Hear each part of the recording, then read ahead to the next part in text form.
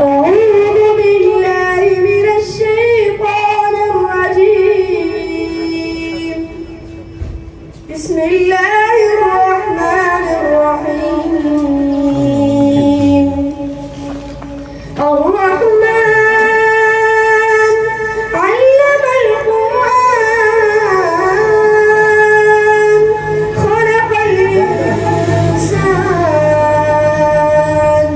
علمه البيان الشمس والقمر بحسبان والنجم والشجر يسجدان والسماء رفعها ووضع الميزان ألا تطغوا في الميزان